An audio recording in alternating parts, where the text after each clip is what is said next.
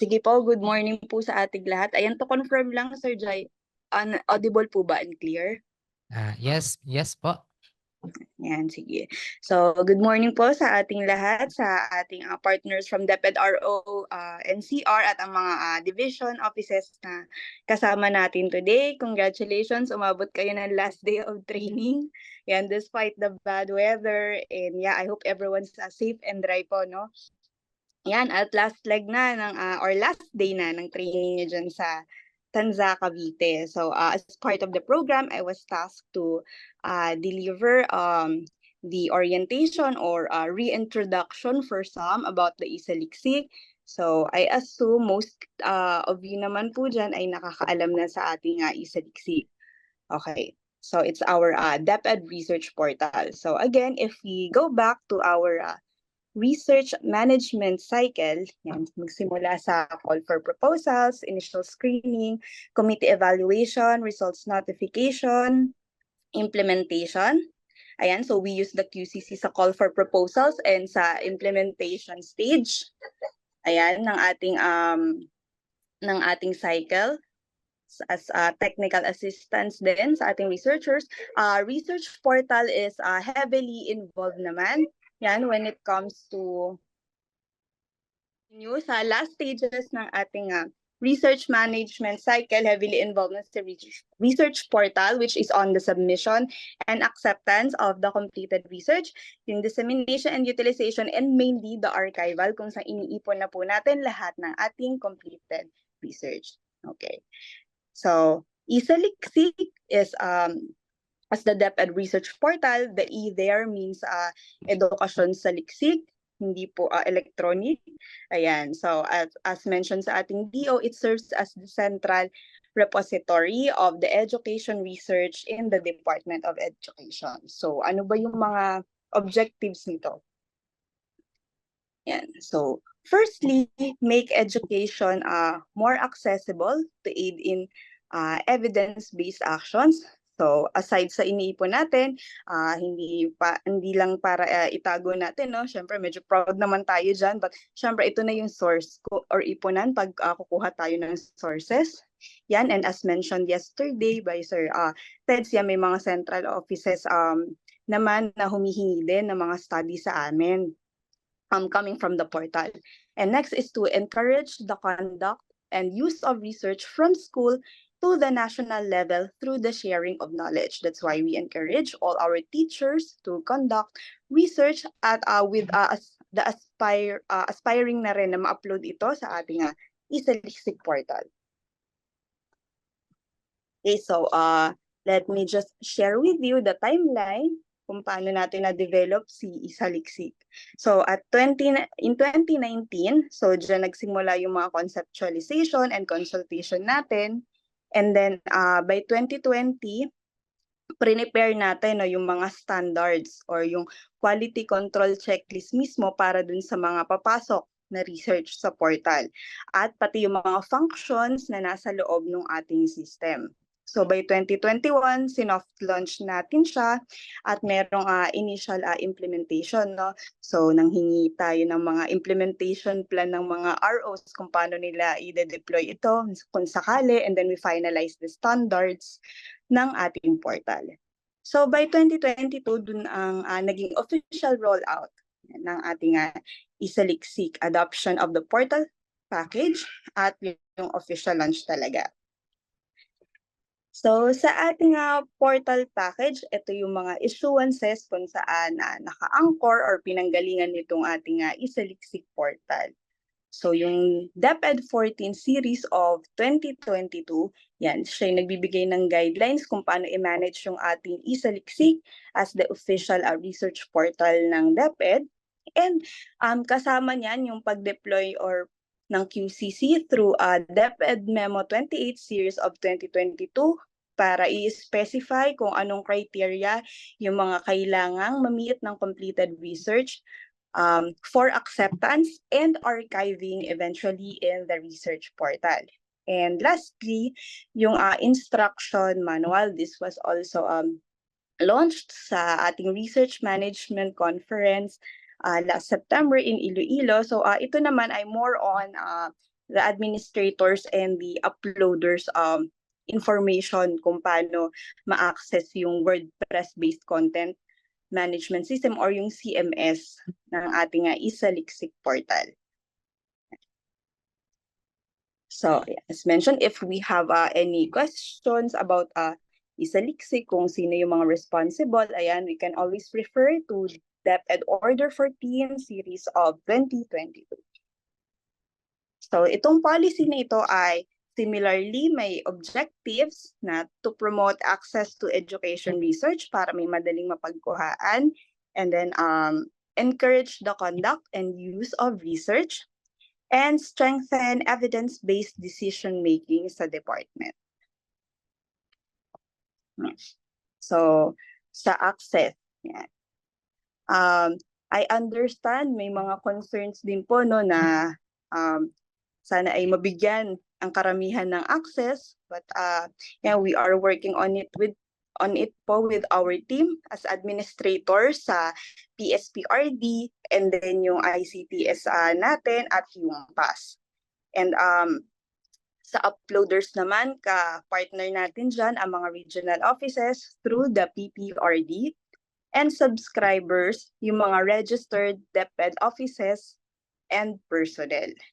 So yan, hindi pa po lahat ay may access, but we are working on it po by in phases.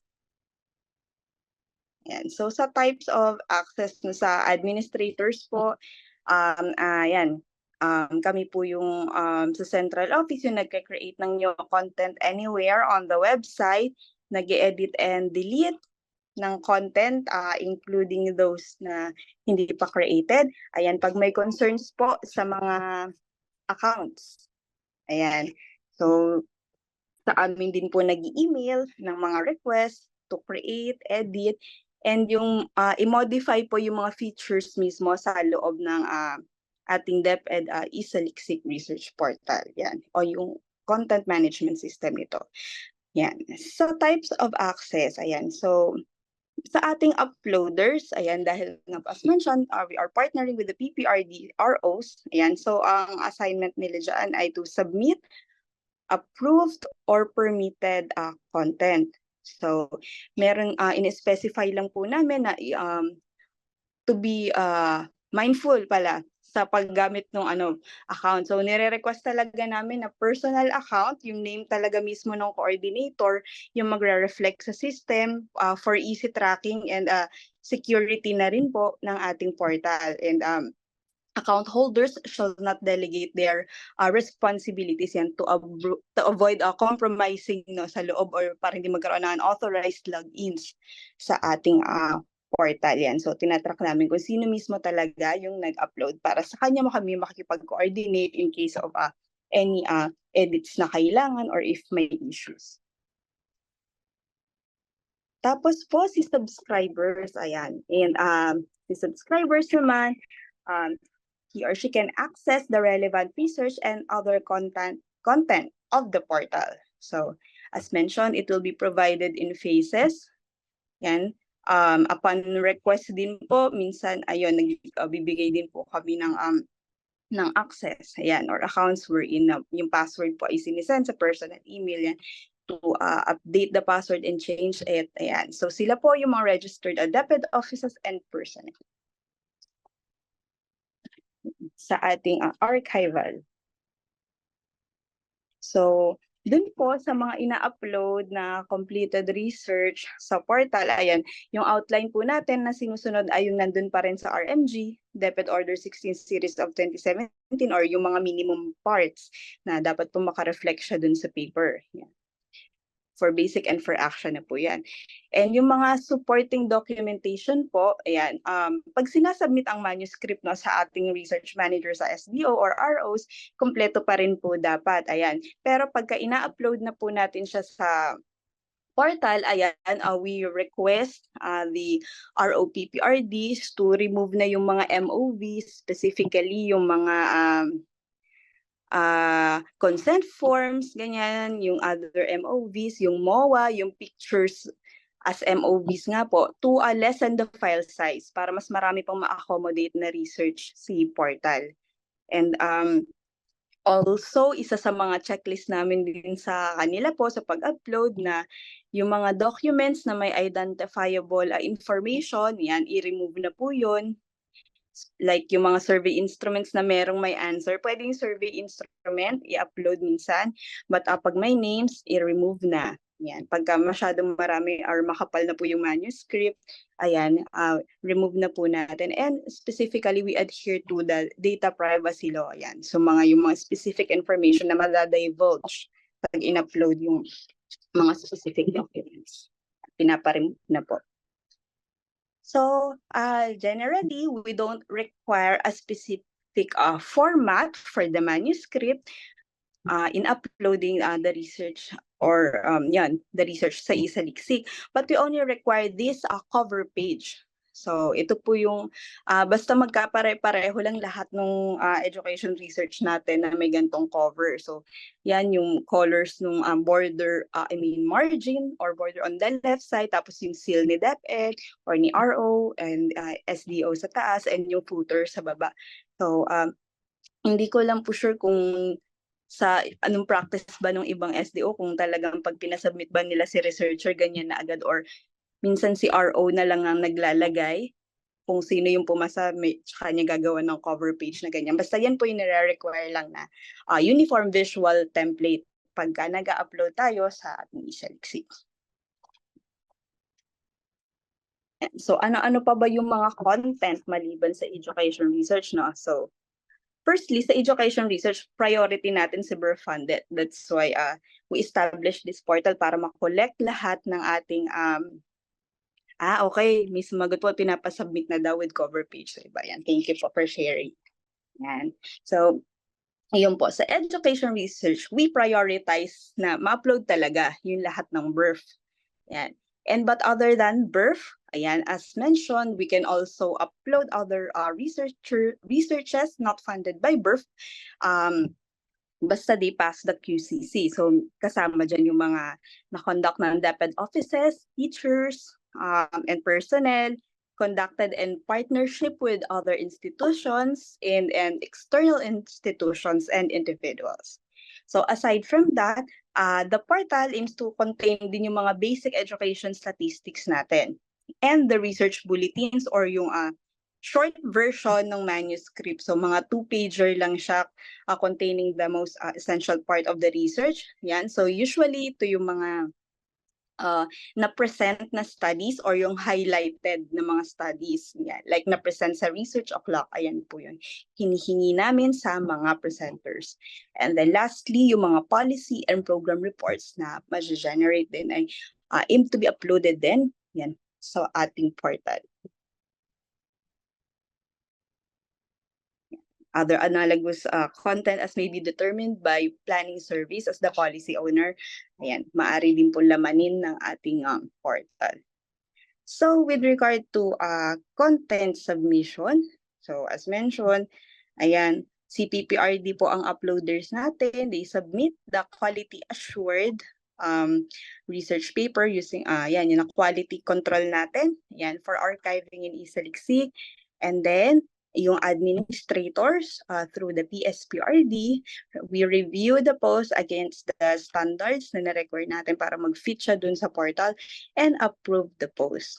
Yan.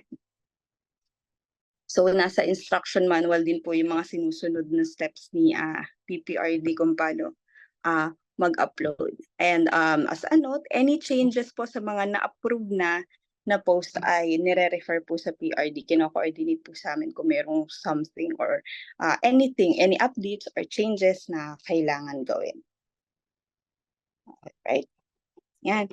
I think this was also mentioned yesterday, ang tiers of disclosure, dahil pinipick natin yan sa QCC, no? Pinipili natin kung anong type of disclosure yung research. So just a refresher, general public, pag siya ay accepted sa QCC, fully evident sa lahat ng criteria.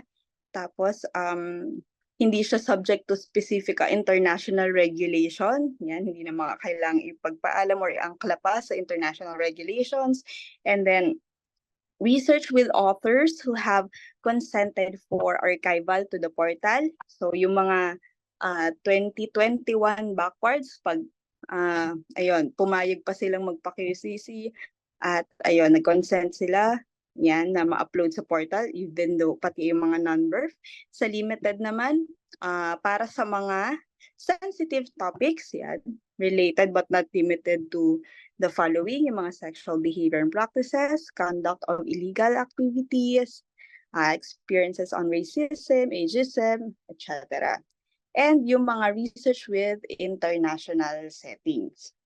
So, yung mga may pending quality issues, so when we talk about that, yung mga hindi po naka-perfect sa ating QCC. And other research with analogous causes. So, paano natin ina-upload yung mga research na ito depende sa kanilang tiers of disclosure.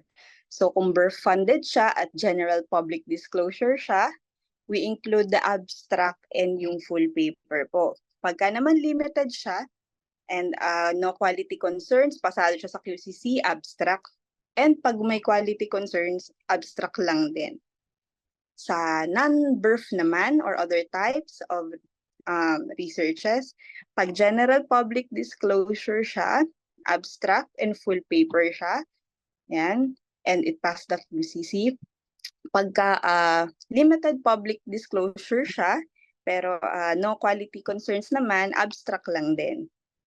But if it's limited public disclosure na nga siya, tas hindi pa siya na naka-perfect dun sa QCC, hindi muna natin dyan ina-archive until maging of quality siya through our QCC. Ayan.